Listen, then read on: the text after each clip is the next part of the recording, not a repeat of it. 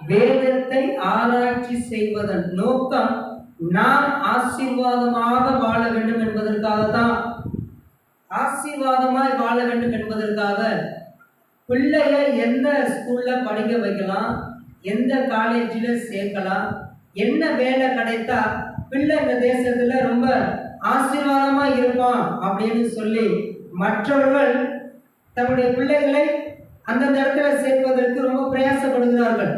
ஆனால் அந்த ஆசீர்வாதங்கள் ஒரு தலைமுறையோ 2 தலைமுறையோ 3வது தலைமுறையில அந்த ரொம்ப பணக்காரனா இருந்தவருடைய பிள்ளை ரொம்ப ஏழையா இருக்கிற சூழ்நிலை என்ன செஞ்சிடும், உண்டாயிடும்.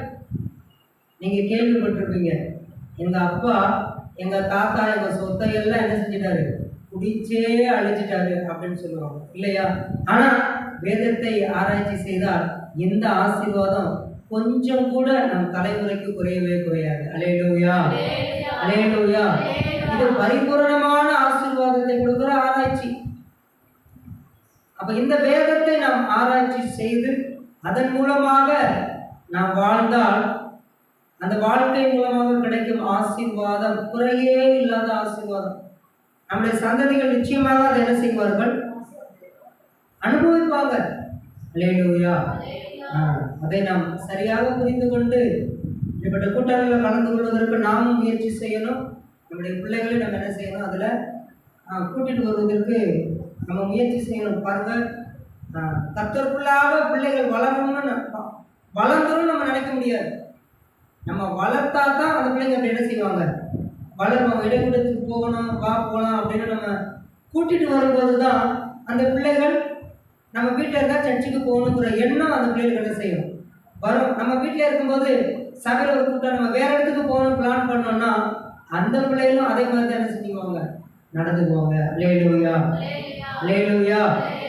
சரி, சோதரம். இந்த வேத ஆராய்ச்சி கூட்டத்தில் பல காரியங்களை நாம் கற்றுக்கொண்டாலும் இந்த ஆதி ஆரம்பத்தில் உலகத்தின் ஆரம்பத்தை குறித்து நாம் என்ன செய்துட்டு இருக்கிறோம், தியானிச்சுக்கிட்டு இருக்கிறோம். அல்லேலூயா. அதற்கு ஆதாரமாக ஒரு வசனம் நான் வாசிக்கிறேன். ஆதியாகமம் 1ஆம் அதிகாரம் 31வது வசனம். அப்பொழுது தேவன் தான் உண்டாக்கின எல்லாவற்றையும் பார்த்தார், அது மிகவும் நன்றாய் இருந்தது. சாயங்காலமும் விடியற்காலமுமாகி 6ஆம் நாள் ஆயிற்று. அல்லேலூயா, அல்லேலூயா. தேவன் இந்த உலகத்தில் இருக்கிற எல்லாவற்றையும் உண்டாக்கினார். உண்டாக்கி அவர் பார்க்கிறார், எல்லாம் எப்படி இருந்தது, நன்றாக இருந்தது, ஒன்று கூட தீமையாக இல்லை. அதாவது வானத்தில் இருக்கிற நட்சத்திரம், சூரியன், சந்திரன், அதே மாதிரி பூமியில தண்ணீர் எது வரைக்கும் இருக்கணும், நிலப்பரப்பு எது வரைக்கும் இருக்கணும், தண்ணீருக்குள்ள எந்தெந்த ஜீவன்கள் இருக்கணும், நிலப்பரப்புல எந்தெந்த ஜீவன்கள் இருக்கணும், இரவை ஆள்வதற்கு நட்சத்திர சந்திரனையும் பகலை ஆள சூரியனையும் தேவன் என்ன செஞ்சிருக்கிறார், எல்லாத்தையும் உருவாக்கி பார்க்கிறார். எல்லாமே எப்படி இருக்கிறது, நன்றாக இருக்கிறது. அல்லேலூயா. அதிலே ஆதியாகமம் 2ஆம் அதிகாரம் 15வது வசனத்துல தேவனாகிய கர்த்தர் மனுஷனை ஏதேன் தோட்டத்தில் அழைத்து கொண்டு வந்து அதை பண்படுத்தவும் காக்கவும் வைத்தார். அல்லேலூயா, அல்லேலூயா. உலகத்தையே அவர் உண்டாக்கிட்டார். எல்லாவற்றையும் உருவாக்கி உண்டாக்கி அவர் அதை என்ன செய்திருக்கிறார், ஆசீர்வதித்திருக்கிறார். கடல்ல வாழ்ற மீன் அதெல்லாம் பழுகி பெருகி அந்த சமுத்திரத்தை என்ன செய்யணும், நிரப்பணும்.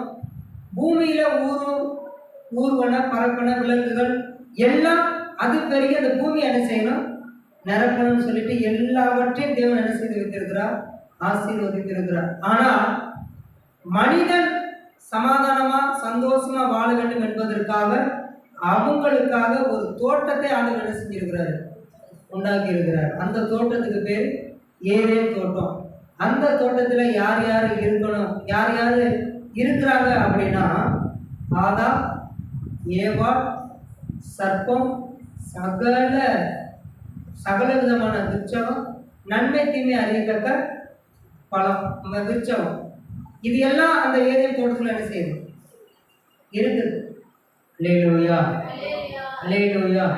அப்ப தேவன் ஆதாமை கூட்டிட்டு வந்து ஏதேன் தோட்டத்துல வைத்து இந்த தோட்டத்தை நீ என்ன செய்யணும், பண்படுத்தணும், காக்கணும் அப்படின்னு சொன்னார். ஆனா ஆதாம் அந்த காரியத்தை செய்ததுனால அவருக்கு எந்த பிரச்சனையும் இல்லை. ஆனா இப்ப இருக்கிற ஜனங்கள் இந்த இயற்கையை பண்படுத்தாம அழித்து என்ன செய்யறாங்க, ஒண்ணும் இல்லாம பண்றாங்க. மலையை தோன்றாங்க, மரங்கள் எல்லாம் என்ன செய்யறாங்க, வெட்டுறாங்க. நம்ம எந்த எந்த அளவுக்கு இந்த இந்த பூமியை நம்ம என்ன செய்யணும்னா பண்படுத்தணும், காத்து கொள்ளணும். அப்போதான் இந்த பூமி நமக்கு ஆசீர்வாதத்தை கொடுக்கும். ஒரு பங்கு நம்ம விதைச்சோம்னா 100 பங்கு நம்மளுக்கு என்ன செய்யாது, பலனை கொடுக்கும். ஆனா இப்போ இந்த பூமி என்ன செய்யறாங்க, அழிக்கிறாங்க. இயற்கையா உரம் போடுவதை விட்டுட்டு செயற்கையா என்ன செய்யறாங்க, உரம் போடுறாங்க.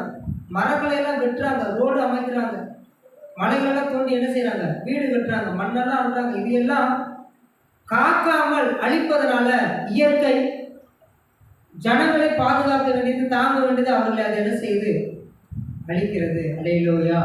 பாருங்க, இப்ப இயற்கை சீற்றத்தினால ஒரு கிராமம் என்ன செஞ்சிடுச்சு, இல்லாம போயிடுச்சு. இல்லை அதெல்லாம் ஏன் இப்படி நடக்குது, இயற்கை ரொம்ப இது திடீர்னு பூகம்பம் வந்துடுச்சு, மழை அதிகமா பெஞ்சு எல்லாத்தையும் நாசமாயிடுச்சு. அப்படின்னா இந்த இயற்கையை இந்த மனிதன் பாதுகாக்க வேண்டும், பண்படுத்த வேண்டும்.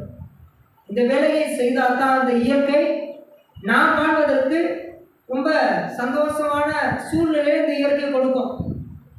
ஆண்டவர் சொன்னார்ல, எல்லாம் படைத்து விட்டு எப்படி இருக்கிறது, நன்றா இருந்தது. இன்றைக்கு நாம் பார்க்க வேண்டியது இந்த இயற்கையை தான், இந்த பூமியை தான்.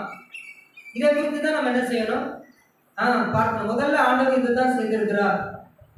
அப்ப இந்த பூமியையும் இந்த பூமியில் இருக்கிற எல்லாவற்றையும் நாம் பாதுகாத்தால், பண்படுத்தினால், நாம் வாழ்வதற்கு ஏற்ற உலகமாக இந்த உலகம் என்ன செய்யும், இருக்கும். அல்லேலூயா, அல்லேலூயா.